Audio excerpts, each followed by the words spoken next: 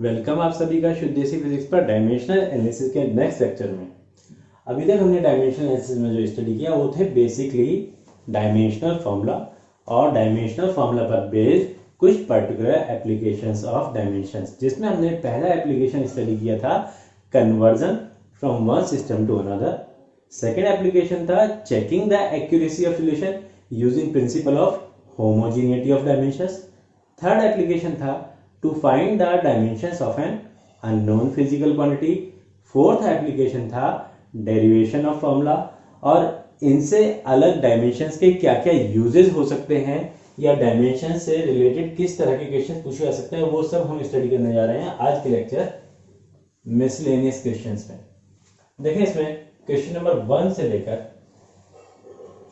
5 तक similar pattern के question है, बिल्कुल डायरेक्टली पूछे गए हैं। डायमेंशनल फॉर्मूला याद है तो सारे हो जाएंगे। क्वेश्चन नंबर 3 अगर आप देखें, deduce the dimensional formula for the following physical quantities. कुछ फिजिकल क्वांटिटीज के नाम आपको दिए गए हैं और उनके डायमेंशनल फॉर्मूला आपको डायरेक्टली बताने हैं। ग्रेविटेशनल कांस्टेंट लिखा रखा है कैपिटल जी, पावर लिखाया हुआ है, यंग्स मॉडुलस लिखा रखा है, कोएफिशिएंट ऑफ विस्कोसिटी लिखा रखा है, surface tension and Planck's constant. तो ये जितनी भी आपके पास फिजिकल क्वांटिटीज दी गई हैं ये सभी उन ऑलमोस्ट 50 डायमेंशंस में से हैं जो आपको लिखाई जा चुकी हैं। अगर वो याद है सारे क्वेश्चन खत्म हो जाएंगे डायरेक्टली। क्वेश्चन नंबर 6 देखते हैं बेटा। अभी क्वेश्चन नंबर 1 to 5 में कुछ पर्टिकुलर फिजिकल क्वांटिटीज के नाम दिए गए, उनका डायमेंशनल फॉर्मूला आपको बताना था। 6 इसका उल्टा क्वेश्चन है, नेम द फिजिकल क्वांटिटीज कुछ dimensional formula are as follows. अब आपको कुछ डायमेंशनल फॉर्मूला दिए गए हैं और आपको ये फिजिकल क्वांटिटीज रिकॉग्नाइज करके बतानी है कौन सी हो सकती हैं। पहला देखें Ml2T-2। Ml2T-2 हमें पता है Ml2T-2 वर्क के लिए भी होता है, Ml2T-2 एनर्जी के लिए भी होता है और Ml2T-2 सेम डायमेंशनल फॉर्मूला ही टॉर्क के लिए भी होता है। तो तीनों में से अगर आप कोई भी लिखते हैं, वर्क या एनर्जी या टॉर्क, रिजल्ट ठीक होगा।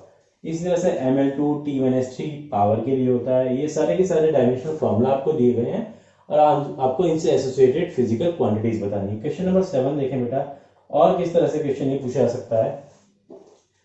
Choose the pairs of quantities which have same dimensions. कुछ क्वांटिटीज आपको लिखकर दे दी गई हैं जिनमें ऐसे पेयर बनाने हैं जिनकी डायमेंशन सेम हो।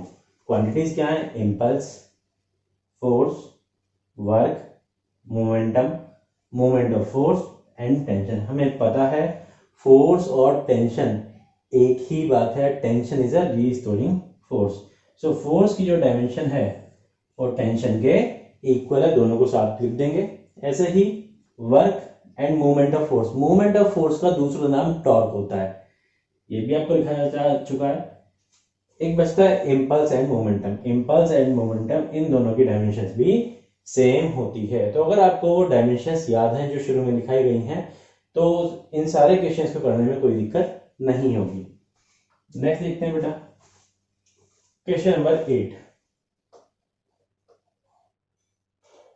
Energy density and pressure have same dimensions. Comment. आपको बताना है कि एनर्जी डेंसिटी और प्रेशर इनके डायमेंशन सेम है। Energy density,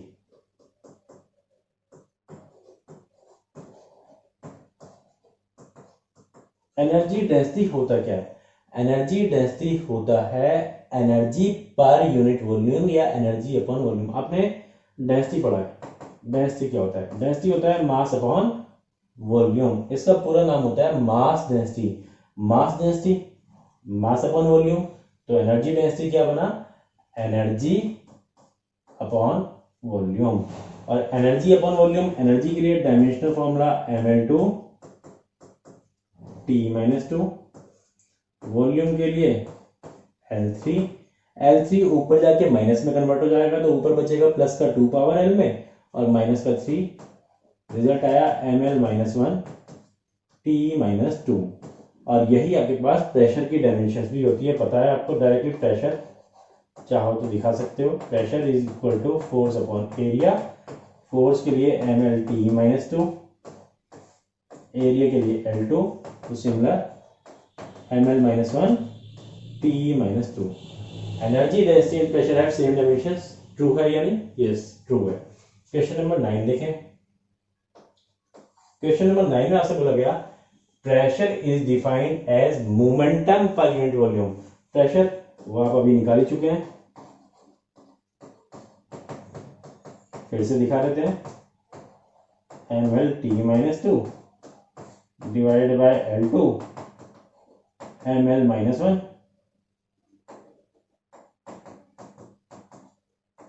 T-2 as momentum per unit volume। momentum per unit volume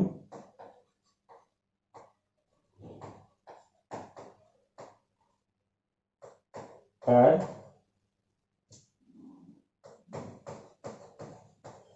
unit volume is equal to momentum upon volume। Momentum को show करते हैं स्मॉल पी से और वॉल्यूम को v से। मोमेंटम की जो डायमेंशन होती है mL(T-1) mv से। p is equal to mv, mass into velocity. Mass के लिए m और वेलोसिटी के लिए L(T-1) divide by volume that is L3। So कितना आया, L3 है, ऊपर जाके -3 और ऊपर से पहले से अवेलेबल था प्लस का 1, तो बचेगा -2 T-1। देख सकते हैं कि प्रेशर की डायमेंशन mL-1 T-2 है, जबकि मोमेंटम पर यूनिट वॉल्यूम की डायमेंशन है mL-2 T-1, यानी दोनों इक्वल नहीं है। So pressure can not be defined as momentum per unit volume. Question number 10 देखते हैं बेटा। Show that angular momentum has the same physical units as the Planck's constant। बताना है कि एंगुलर मोमेंटम है तो जनरली आप उसे लीनियर मोमेंटम मानकर चलेंगे, स्मॉल पी से शो करते हैं जो यहाँ था।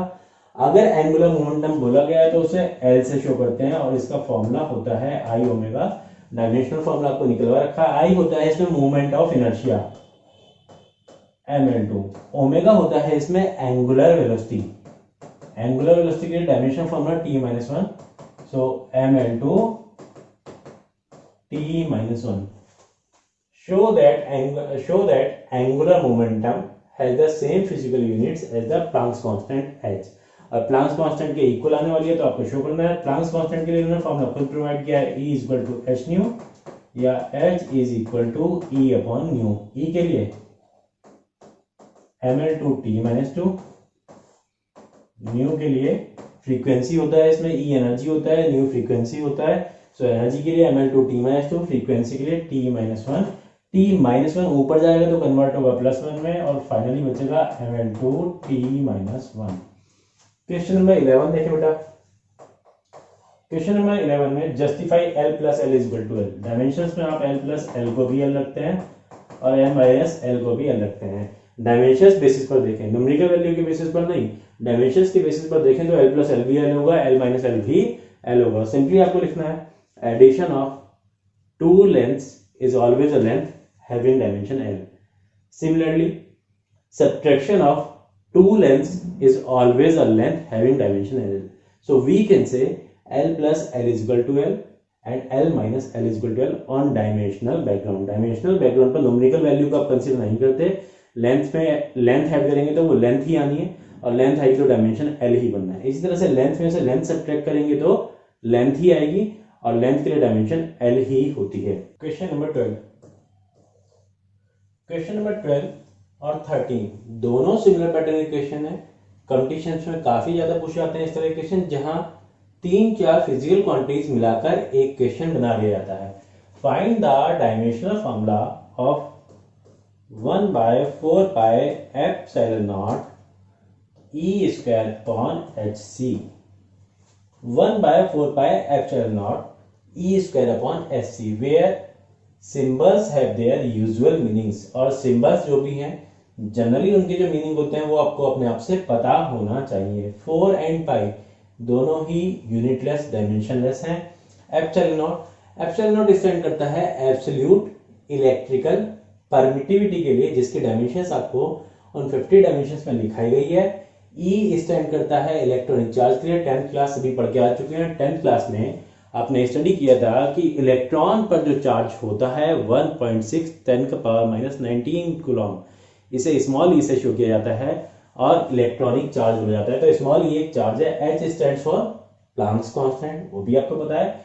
एंड स्मॉल सी, जहां स्मॉल सी आता है जनरली स्मॉल सी स्टैंड करता है speed of light in vacuum के लिए। तो इसमें आपको 4 एंड 5 तो डायमेंशन बेसिस पे छोड़ देंगे, आपको जो डायमेंशन चाहिए एप्सिलॉन नॉट, ई, एच और सी की डायमेंशन आपको चाहिए। एप्सिलॉन नॉट का डायमेंशन अगर आपको याद नहीं है तो इसके लिए आपको बताया गया था कि अगर दो चार्जेस हों Q1 और Q2 एक दूसरे से r डिस्टेंस पर रखे हों तो इनके बीच में एक फोर्स काम करता है जिसे इलेक्ट्रोस्टैटिक फोर्स बोलते हैं, और ये दोनों चार्जेस के प्रोडक्ट के डायरेक्टली प्रोपोर्शनल, उनके बीच की डिस्टेंस के स्क्वायर के इनवर्सली प्रोपोर्शनल होता है।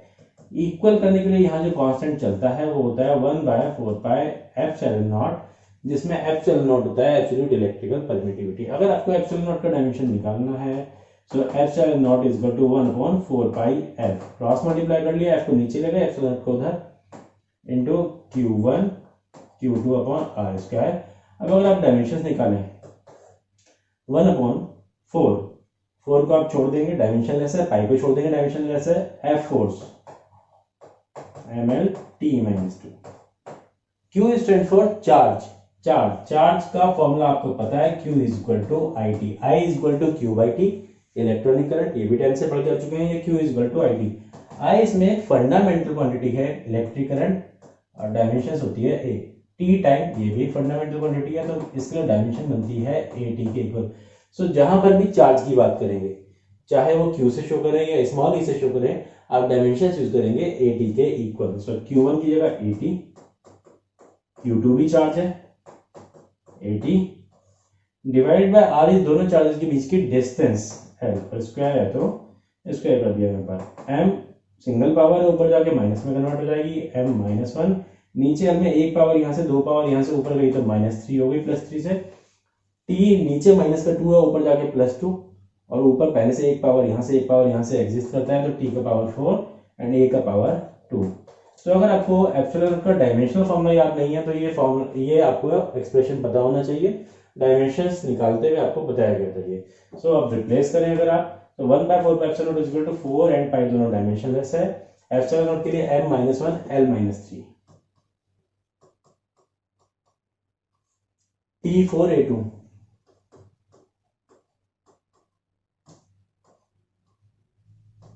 E इज इलेक्ट्रॉनिक चार्ज है तो AT, और स्क्वायर है तो स्क्वायर।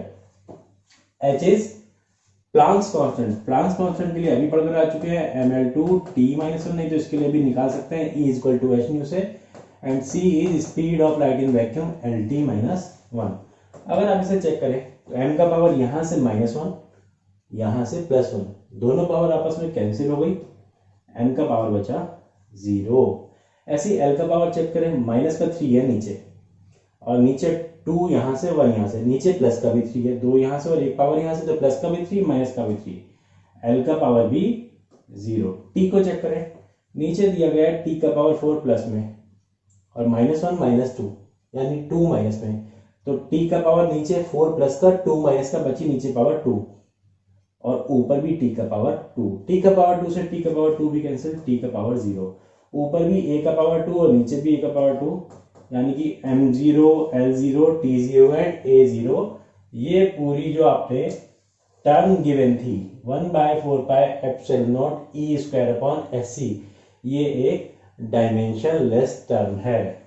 इसी तरह से क्वेश्चन नंबर 13 देखते हैं बेटा, इसी पैटर्न का है, आपको डायमेंशन बता दूंगा, अपने आप से सॉल्व करेंगे। In the expression P is equal to EL2 M-5 G-2, ये आपको टर्म दी गई है, कहीं पावर इस तरह से माइनस में, तो चाहे उसे ले जाकर प्लस का कर सकते हैं, EL2 एज इट इज, और जो पावर माइनस में उसे नीचे ले जाए, M का पावर 5 G का पावर 2, जो पावर माइनस में थी वो आपने प्लस में कर ली।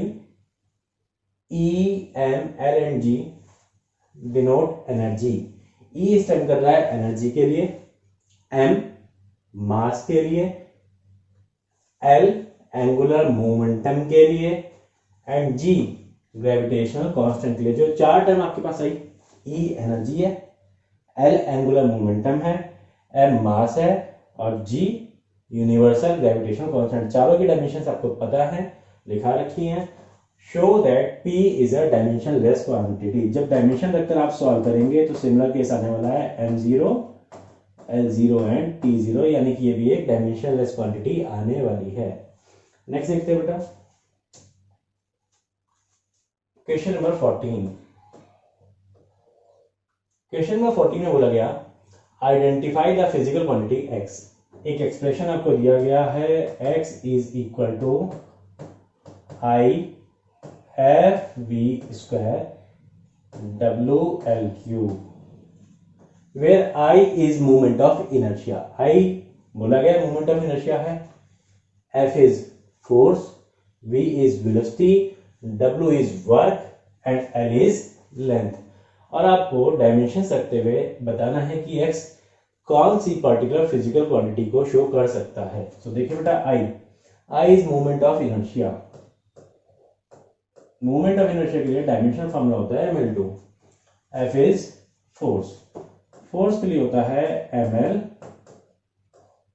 t-2, v is velocity lt-1 and power 2 है तो पावर 2, डिवाइडेड बाय w के लिए वर्क, वर्क का dimension formula ml2 t-2, l is length, l और पावर 3 है तो 3। सबसे पहले l को चेक करें, ऊपर देखें m और n दो पावर ऊपर हैं और नीचे एक थी, ऊपर जाएगी तो ये -1। इस तरह से l को चेक करें, l ऊपर जो एग्जिस्ट कर रही है l का पावर 2 और एक यहां से 3 और 2 पावर यहां से, तो l का ऊपर 5 पावर पहले से एग्जिस्ट कर रहे हैं, 2 यहां से, एक यहां से और 2 पावर यहां से। और नीचे जो एग्जिस्ट कर रही है, नीचे 2 एंड 3 5, सो टोटल पावर बनी 5 माइनस 5। ये नीचे जो 5 पावर है ऊपर जाके माइनस में 5 कन्वर्ट हो गई।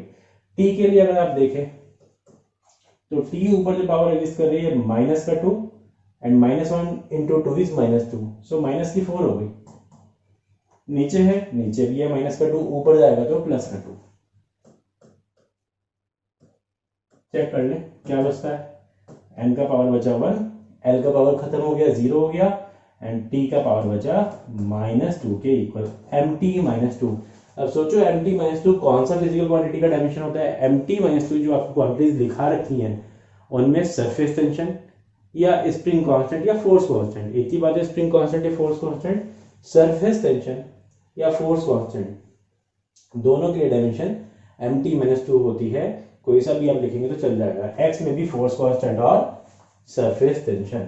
Question number 15, the rotational kinetic energy of a body is given bye. Rotational kinetic energy जिसे शो किया जाता है k रोटेशनल से, इसका एक्सप्रेशन आपको प्रोवाइड किया गया है, हाफ आई ओमेगा स्क्वायर। जिस तरह से लीनियर स्ट्रेट लाइन में चलते हुए काइनेटिक एनर्जी को लीनियर काइनेटिक एनर्जी बोलते हैं, हाफ एम वी स्क्वायर। जब कोई बॉडी रोटेट कर रही होती है, घूम रही होती है इस तरह से, तो उसकी काइनेटिक एनर्जी को रोटेशनल काइनेटिक एनर्जी बोलते हैं और उसका ये एक्सप्रेशन होता है half I omega square. Given the rotational kinetic energy of body is given by this, use this equation to obtain the dimensions of I. इस एक्सप्रेशन से आई इसमें स्टैंड करता है मूवमेंट ऑफ इनर्शिया के लिए, आपको उसका डायमेंशनल फॉर्मूला निकालना है। सो क्रॉस मल्टीप्लाई कर ले, आई निकालने के लिए I is equal to twice के रोटेशनल डिवाइडेड बाय ओमेगा का स्क्वायर। 2 को इधर ले गए, ओमेगा स्क्वायर को नीचे ले गए तो बचा आई। डायमेंशन निकालना है तो 2 डायमेंशन लेस कांस्टेंट है, छोड़ देंगे। के rotational is rotational kinetic energy, energy है ml2 t-2, omega is angular velocity, velocity है लेकिन जब एंगुलर हो तो उसके लिए डायमेंशन t-1 यूज करेंगे, lt-1 नहीं, स्क्वायर है तो स्क्वायर। देख सकते हैं t का पावर -1 इंटू 2, -2, नीचे भी -2 ऊपर भी -2, रिजल्ट आया ml2। हमें अंडरस्टूड पता था मोमेंट ऑफ इनर्शिया के लिए डायमेंशनल फॉर्मूला ml2 ही होता है। नेक्स्ट देखते हैं question number 16, magnitude of force F experienced by a certain object moving with speed v is given by F force है, K कांस्टेंट या कोई physical quantity and V speed where K is constant बोला गया, K is constant, dimensionless नहीं बोला गया। Constant दोनों तरह के हो सकते हैं, डायमेंशनल भी डायमेंशनलेस भी। डायमेंशनलेस कांस्टेंट होगा लाइक 2 पाई है या पाई है, इनकी डायमेंशन नहीं होती। लेकिन अगर आप बात करें small G acceleration due to gravity at earth surface 9.81 constant, तो वो भी है, फिक्स है अर्थ सरफेस पर 9.81 मीटर पर सेकंड स्क्वायर, लेकिन उसकी डायमेंशन लगते हैं LT-2। सो कांस्टेंट दोनों तरह के होते हैं, यहाँ पर के कांस्टेंट है, कहीं नहीं बोला गया ये डायमेंशन लेस कांस्टेंट है। फाइंड द डायमेंशंस ऑफ के, और इस कांस्टेंट की ही डायमेंशन निकालनी है। K is equal to F upon V का स्क्वायर, एफ की जगह ml-t-2, v is speed LT-1 square है तो square, m as it is, l का पावर ऊपर 1 है, नीचे से 2 जाएगा तो बचेगा ml-1, ऊपर जाके -1 कन्वर्ट हो जाएगा। ऐसे t का पावर -2 ऊपर और t का पावर -2 नीचे, पावर की मल्टीप्लाई करेंगे तो -2 नीचे -2 ऊपर कैंसिल हो जाएगा, ml-1 के इक्वल। क्वेश्चन नंबर 17 देखें बेटा। 17 में बोला गया find the dimensions of Q from the expression. एक एक्सप्रेशन आपको दिया गया है, T is equal to 2 pi root ml3 upon 3yq। इसमें आपको Q का डायमेंशन निकालना है, where capital T is time period, यानी डायमेंशन रखेंगे कैपिटल T, टाइम पीरियड के लिए capital T, of a bar of length L is length capital L, mass m is mass and Young's modulus y। Q के लिए अगर आपको dimension निकालना है तो Q को पहले अलग कर लो, Q को अलग करने के लिए स्क्वायर रूट से बाहर निकालना पड़ेगा। सो पूरी इक्वेशन का कर लेते हैं square, this is T square is equal to 4 pi square ml3 upon 3yq।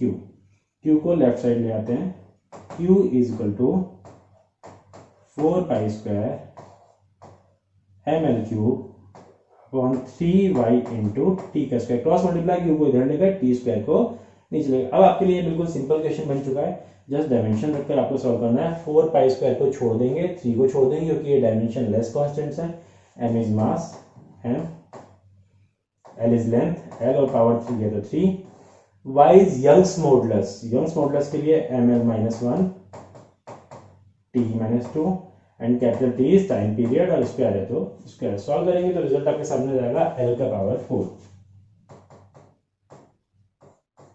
Next देखते हैं बेटा क्वेश्चन नंबर 18, अच्छे क्वेश्चन है।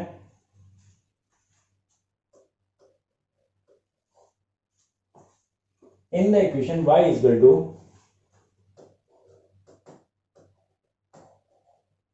a sin omega t minus K X, W नहीं है ओमेगा, ये एंगुलर वेलोसिटी के लिए स्टैंड करता है, omega t minus K x.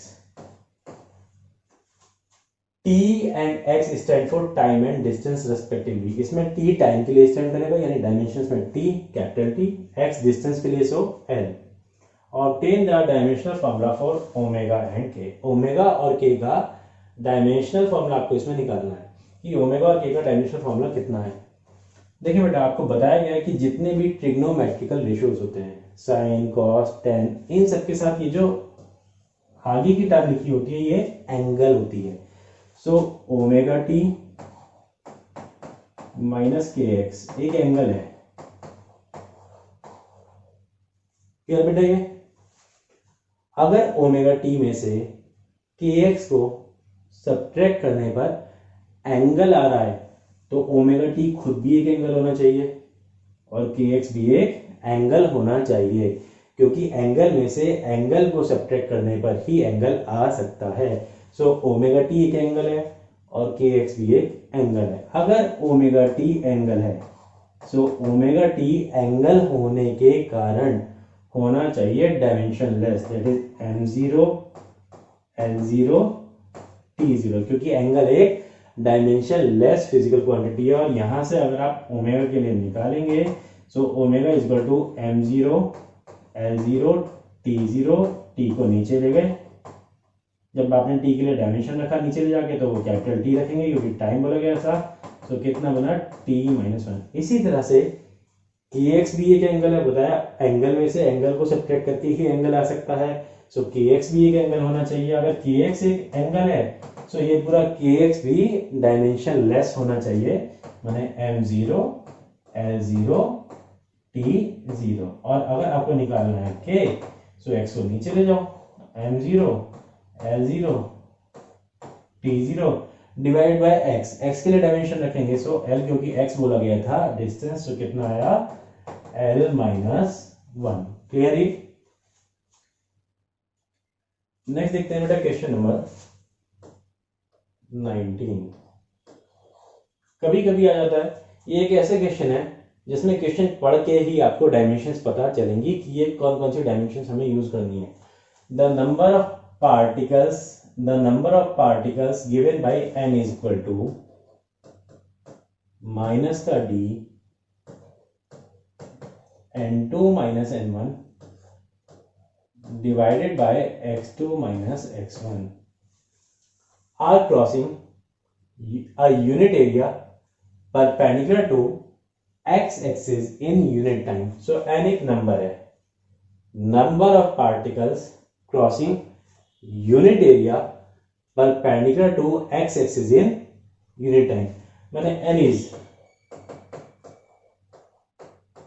number of particles per unit area per unit time. Per unit area है तो एरिया से डिवाइड करेंगे, जैसे पर यूनिट वॉल्यूम होता है तो वॉल्यूम से डिवाइड करते हैं, ऐसे पर यूनिट एरिया है तो एरिया से डिवाइड, पर यूनिट टाइम है तो टाइम से भी डिवाइड। तो n का आपको डायमेंशन मिला इसके डेफिनेशन से, n is number of particles per unit area per unit time. Number एक डायमेंशनलेस क्वांटिटी होती है, 2 4 6 कोई भी number of dimensionless. Area l2 and time के लिए t।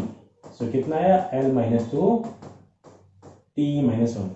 n के लिए अभी आपको डायमेंशन फॉर्मूला मिला, n1 and n2 are number of particles पर यूनिट वॉल्यूम। n1 n2 दोनों नंबर ऑफ पार्टिकल्स है, n1 भी और n2 भी। कितना नंबर ऑफ पार्टिकल्स पर यूनिट वॉल्यूम, सो आप डिवाइड करेंगे वॉल्यूम से। Number of particles, number dimensionless, volume के लिए L3, so L minus 3। Number of particles पर unit volume for the values of x mean to be x1 and x2।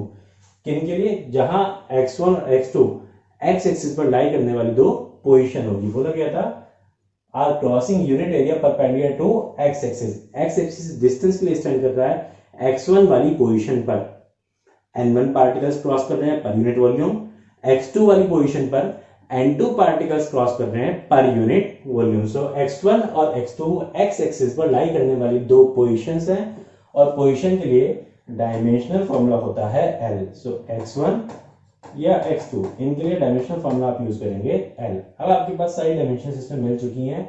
Diffusion constant D, इसकी dimensions आपको बतानी है। Cross multiply करें, D is equal to n x2 minus x1 divide by n2 minus n1। ये minus ऐसा कैसा, minus को इधर मल्टीप्लाई किया, x2 माइनस x1 और n2 माइनस n1 आ गया नीचे। चाहो तो माइनस को अंदर भी कैरी कर सकते हो, फर्क कुछ नहीं पड़ना है इसमें, डायमेंशन लिखते हैं प्लस माइनस से। D is equal to n x1 minus x2 divide by n2 minus n1। अब डायमेंशन सकते हैं n के लिए आपने डायमेंशन निकाला था l minus 2 t minus 1। x1 x2 दोनों पोजीशंस हैं जिनकी डायमेंशन होती है l, और हमें पता है l माइनस l रखेंगे तो रिजल्ट l ही आने वाला है। तो डायरेक्ट कर देते हैं। ऐसे ही n2 के लिए l माइनस 3, n1 के लिए भी l माइनस 3, और l माइनस 3 में से l माइनस 3 करेंगे तो रिजल्ट l माइनस 3 ही आने वाला है। चेक करें बेटा, l का पावर माइनस 3, ऊपर ले जाएंगे तो प्लस 3 और ऊपर प्लस का एक पहले से तो प्लस का 4 माइनस का 2, l का पावर 2 t माइनस 1, l का पावर 2 t माइनस 1। सो ऐसा भी क्वेश्चन आपको देखने को मिल सकता है जिसमें क्वेश्चन की लैंग्वेज पढ़कर ही आपको पता चले कि इसके लिए क्या डायमेंशनल फॉर्मूला आपको यूज करना है। नेक्स्ट देखते हैं बेटा क्वेश्चन नंबर 20 एंड 21। ये दोनों भी अच्छे क्वेश्चन हैं जिसमें आपको मैं 21 करा रहा हूँ। 20 आप अटेंड कर पाएंगे, उसके बाद में डायमेंशंस की हेल्प से आप कोई अननोन पावर भी कैलकुलेट कर सकते हैं अगर आपको फिजिकल क्वांटिटीज पता हो। ये बिल्कुल उसी तरह से है जिस तरह से डेरिवेशन ऑफ फॉर्मूला में पावर ए बी सी लगाया करते थे और फिर पावर ए बी सी को कैलकुलेट करके इक्वेशन 1 में रिप्लेस करते थे। बिल्कुल इसी पैटर्न पर देखें बेटा, find the value of X in the relation. इसमें एक्स एक पावर है, रिलेशन क्या दिया गया है, y is equal to T का power x into cos theta into tau divided by L cube. और इसमें ये पावर यानी x निकालना है आपको, कितना है, y is Young's modulus, t is time period, tau is torque, l is length. क्योंकि आपको x निकालना है, x किसका पावर है, t का, सो t का पावर x को एक साइड कर लो, बच्चा कुछ सारा एक्सप्रेशन दूसरी साइड क्रॉस मल्टीप्लाई करें, तो क्रॉस मल्टीप्लाई करने पर Y L cube divided by cos theta into tau is equal to T का पावर एक्स। आपने सारा एल क्यूब का इधर मल्टीप्लाई, कॉस थीटा और टॉ को नीचे ले आया, तो ये टी का पावर एक्स बचा। डायमेंशन रखते हैं Y, Young's modulus M L minus one T minus two, L is length, L और पावर 3 है तो 3, cos theta, cos theta, sine theta, जितने भी पूरे ट्रिग्नोमेट्रिकल रेशियो हैं, सिर्फ एंगल नहीं, वो सब डायमेंशन लेस होते हैं। एंगल भी डायमेंशन लेस ही होता है, पूरा कॉस थीटा साइन थीटा लेंगे वो भी डायमेंशन लेस ही होगा trigonometrical ratio. Cos theta dimensionless तो छोड़ देंगे, torque M L two T minus two equal to capital T is time period, so T और पावर एक्स है तो एक्स। यहाँ एम से एम कैंसिल हो गया, दिख ही रहा है, एल का पावर नीचे से ऊपर गया तो माइनस, एल का पावर नीचे से ऊपर गया तो माइनस का 2, माइनस 1 पहले से था, माइनस का 3 प्लस का 3 कैंसिल, बचा कितना, टी का पावर माइनस 2 ऊपर और टी का पावर माइनस 2 नीचे, ये भी कैंसिल, लेफ्ट साइड बचता है m0 l0 और टी भी बचता है 0 इज इक्वल टू टी का पावर x। अब कंपेयर करें पावर्स को, तो लेफ्ट साइड का टी का पावर राइट साइड के टी के पावर से कंपेयर करने के बाद जो रिजल्ट आता है वो आता है x इज इक्वल टू 0 के इक्वल। इसी तरह से क्वेश्चन नंबर 20 है जिसमें वेलोसिटी के लिए डायमेंशन रखेंगे lt माइनस 1, प्रेशर डिफरेंस, जितने भी डिफरेंसेस या चेंजेस होते हैं उनके लिए क्वांटिटी वाली, प्रेशर डिफरेंस है तो प्रेशर वाली, ml minus 1 t minus 2, density के लिए ml माइनस 3, और ध्यान रखना है पावर की आपस में मल्टीप्लाई हो जाती है। क्वेश्चन नंबर 22, इसका ए पार्ट आपको करा रहा हूं, if force, velocity and time are taken as fundamental quantities, what would be the dimensions of work. Work आपको बताना है in terms of force, velocity and time. इस तरह का क्वेश्चन हम पहले भी कर चुके हैं in case of derivation of formula. अगर आपको वर्क के लिए फोर्स, वेलोसिटी और टाइम की फॉर्म में एक्सप्रेशन डिराइव करना होता तो आप क्या करते, तब work directly proportional, first force का पावर ए, दूसरा वेलोसिटी का पावर बी, तीसरा टाइम का पावर सी, और इक्वल करने के लिए लगाते थे एक डायमेंशन लेस कांस्टेंट के इज इक्वल टू एफ का पावर ए, वी का पावर बी, टी का पावर सी, इक्वेशन 1 वेयर के is dimension less constant.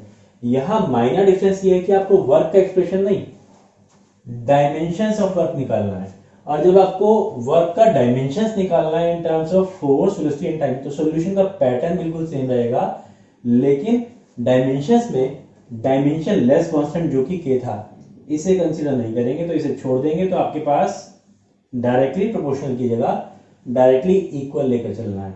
Work is equal to force का पावर ए, वेलोसिटी का पावर बी एंड टी का power C. बाकी solution का pattern बिल्कुल डेरिवेशन ऑफ फॉर्मूला जैसा रहेगा, उसमें आप दोनों साइड डायमेंशंस रिप्लेस करके mlt की फॉर्म में abc की वैल्यू निकालेंगे और abc की वैल्यू देन इक्वेशन में रिप्लेस करेंगे, तो वो वर्क की डायमेंशंस होंगी इन terms of force, velocity and time. Difference क्या बताया, डिफरेंस बताया कि वर्क का एक्सप्रेशन नहीं, वर्क की डायमेंशंस का एक्सप्रेशन निकालना है in terms of F, V and T. तो करते हैं work ml2 t minus 2, force mlt minus 2 power A, velocity lt minus 1 power B, time T power C, M का पावर 1, एल का power 2, T का power -2 is equal to M का power, देख सकते हैं सिर्फ 1 into A that is A, L का power 1 into A that is A, 1 into B that is B, तो total A plus B, T का power -2 into A -2a, -1 into B -b, 1 into C that is C. Compare करें दोनों side power, M का power right side पर A, left side पर 1, so A is equal to 1। Then compare करें L का power A plus B, left side पर 2, so A plus B is equal to 2, या b is equal to 2 minus A की value अपने place की 1, so b is equal to 1। Next t का power -2a plus b minus b plus c and t का power -2, c is equal to -2, right side ले गए तो plus का 2a and plus का b, c is equal to -2 plus 2 into A की value 1 plus B की value भी 1, -2 plus 2 आपस में cancel and c is equal to 1। So आपने जो ए बी सी की वैल्यू निकाली वो इक्वेशन में रिप्लेस करेंगे and w is equal to f का power a that is 1, v का power b that is also 1 and t का power c that is also 1, so w is equal to f v t। ये जितने भी इसके parts दिए गए हैं सिमिलर पैटर्न पर आपको सॉल्व करने हैं। एक दो पार्ट की इक्वेशन और बना लेता हूं, पैटर्न सॉल्यूशन का सबका सेम है।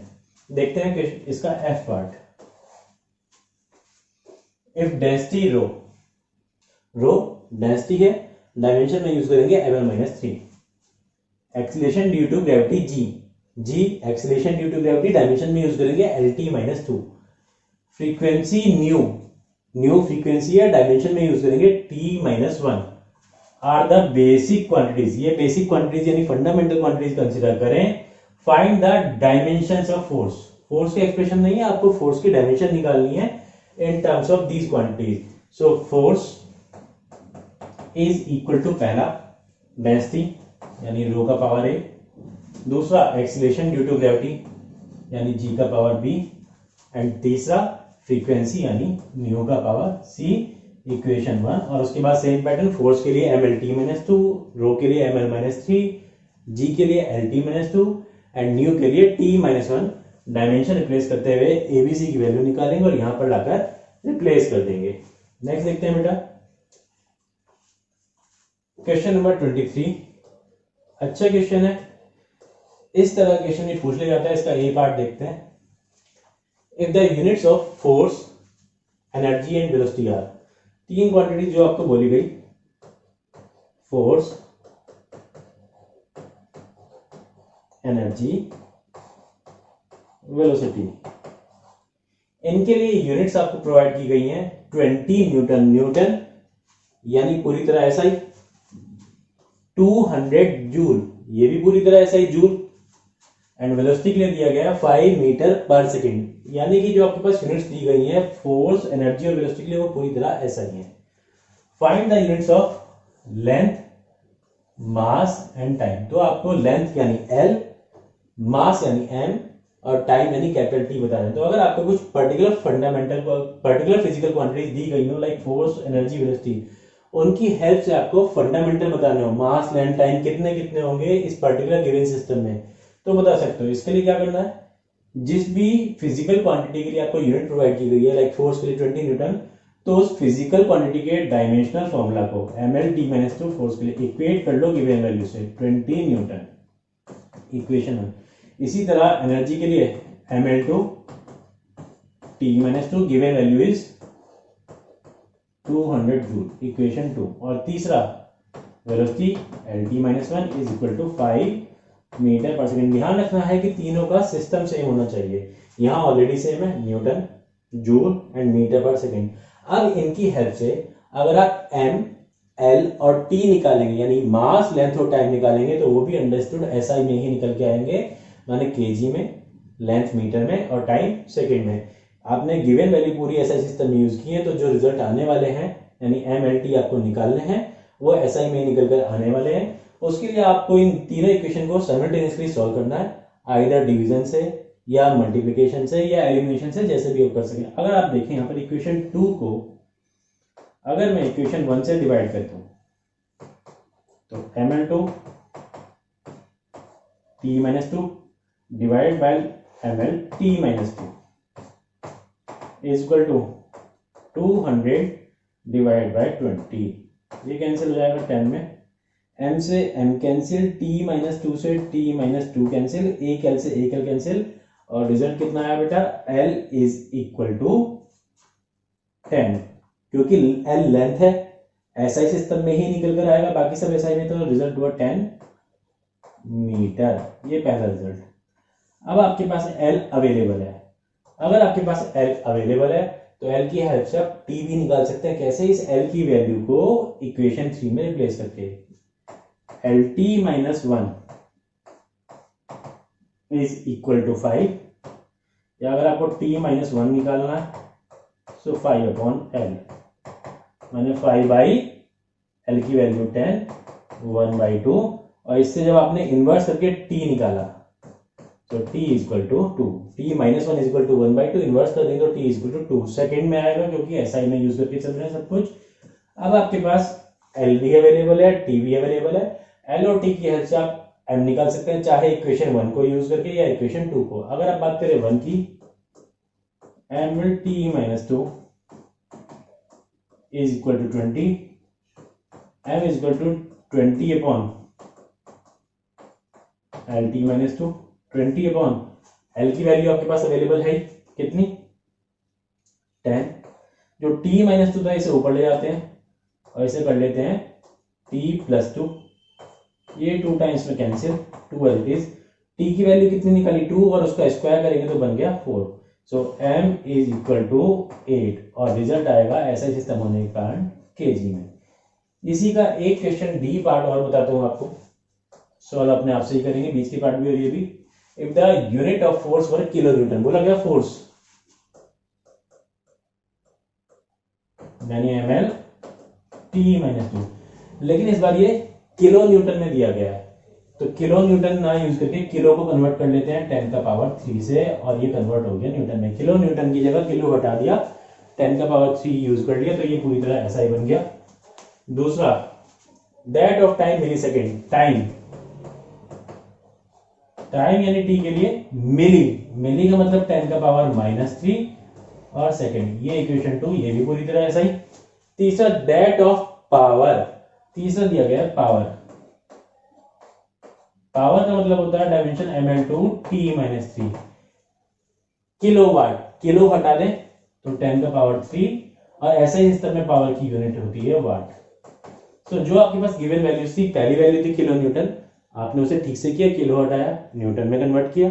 इस तरह से मिली सेकेंड टाइम के लिए था, मिली हटाया, सेकेंड में कन्वर्ट किया।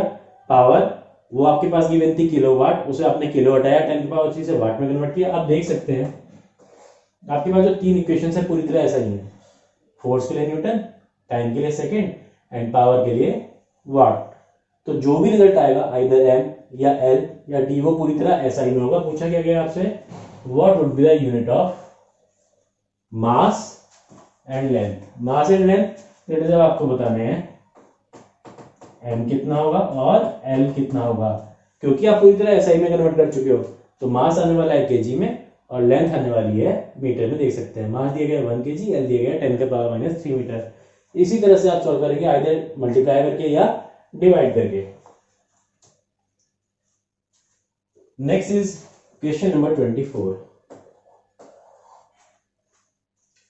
A new unit of length is chosen such that the speed of light in vacuum is unity. Speed of light in vacuum, speed of light in vacuum को show करते हैं c से, और as पर question ये unity है, that is 1 unit. What is the distance between the sun and the earth. ये sun, ये अर्थ,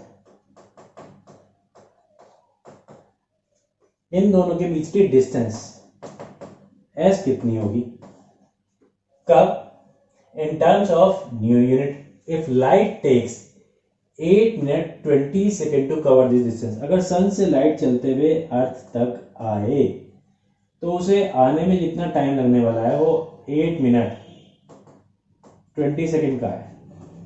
ऐसे में अगर स्पीड ऑफ लाइट यानी सी, जो एसआई में तो 3 × 10⁸ मीटर पर सेकेंड होता है, लेकिन आप उसे किसी सिस्टम में 1 यूनिट कंसीडर करो तो ये डिस्टेंस कितनी होगी हमें पता है, distance is equal to speed into time. Speed की जगह लाइट ट्रेवल करते हुए आ रही है तो लाइट की स्पीड, टाइम की जगह T. S is equal to C, as पर क्वेश्चन कंसीडर करना है 1 unit and time 8 minute 20 second, जिसे आप कन्वर्ट कर सकते हो 8 मिनट, 1 मिनट में 60 सेकेंड, तो 8 × 60 second plus additional 20 second, 8 × 60 480 plus 20 that is 500 second. तो टाइम तो आपके पास गिवन है कि सन से अर्थ तक लाइट आने का 500 सेकेंड, लेकिन speed of light c 1 consider करें तो डिस्टेंस कितना होने वाला है, तो c की जगह 1 रख दिया, टाइम की जगह 500 रख दिया, डिस्टेंस कितना आया 500 न्यू यूनिट्स। क्योंकि ये सिस्टम हमें नहीं पता C1 के लिए कौन सा सिस्टम है, स्पीड ऑफ लाइट 1 लेने के लिए कौन सा सिस्टम है, तो आप लिखेंगे न्यू यूनिट्स या न्यू सिस्टम, इन न्यू सिस्टम। क्वेश्चन नंबर 25 देखें। A famous relation in physics relates moving mass m to the rest mass m0 of a particle in terms of its speed and the speed of light c. A boy recalls the relation almost correctly but forgets where to put the constant c. He writes m is equal to m0 upon 1 minus v square का power 1/2। Guess where to put the C. इसका थोड़ा सा information आपको देता हूँ। ये theory of relativity होती है, आइंस्टीन थ्योरी ऑफ रिलेटिविटी, जिसके अकॉर्डिंग रेस्ट मास और काइनेटिक मास में अंतर होता है। माना कोई ऑब्जेक्ट रेस्ट में है तो उसका मास कुछ और होगा, उसे आप m0 से शो करते हैं, रेस्ट मास बोलते हैं। और जब वो ऑब्जेक्ट मोशन में आता है तो उसका मास चेंज हो जाता है अकॉर्डिंग टू इट्स स्पीड। अगर वो v स्पीड से चल रहा है तो मोशन में होने पर उसका मास काइनेटिक मास बोला जाएगा और वो m होगा। आइंस्टीन ने थ्योरी ऑफ रिलेटिविटी में इन दोनों मासेस के बीच रिलेशन प्रोवाइड किया था। इसमें एक और टर्म यूज की गई थी, स्पीड ऑफ लाइट c। किसी बच्चे ने वो रिलेशन याद किया लेकिन वो इसमें c रखना भूल गया कि c कहाँ पर रिप्लेस करना है। अब डायमेंशंस के बेसिस पर आपको बताना है कि इसमें c कहाँ पर हो सकता है। देखिए बेटा, इसे ऐसा भी लिखा जा सकता है m/m0 is equal to 1/1 minus v square का पावर 1/2। अगर ये देखें लेफ्ट हैंड साइड तो m/m that is mass upon mass. Left hand side की बात करें m/m0 यानी m/m, डायमेंशन ऐसा है। And principle of homogeneity of dimensions के अकॉर्डिंग अगर left hand side dimensionless है तो राइट हैंड साइड भी डायमेंशन लेस होनी चाहिए। तो मेरा पर्पस होगा कि मैं c कुछ इस तरह से रिप्लेस करूं कि राइट हैंड साइड को बना लूं डायमेंशन लेस। उसके लिए अगर मैं कुछ इस तरह से लिखूं 1/1 माइनस, जहां v है v के ठीक नीचे c अगर रिप्लेस कर दिया जाए और ये बना v/c का होल स्क्वायर, इस पूरे की पावर 1/2। तो देख सकते हैं ये राइट हैंड साइड भी पूरी तरह डायमेंशन लेस होगी। कैसे? v होगा speed of the moving object, speed है lt-1। c होगा speed of light in vacuum, so speed से स्पीड की डायमेंशन कैंसिल हो जाएगी और राइट हैंड साइड पूरी तरह बचने वाली है डायमेंशन लेस। यही आपको चेक करके बताना था डायमेंशन के बेसिस पर कि इसमें अगर रिकॉल करें कि c कहाँ रिप्लेस किया जा सकता है तो डायमेंशन के बेसिस पर कहाँ होगा, v के ठीक नीचे।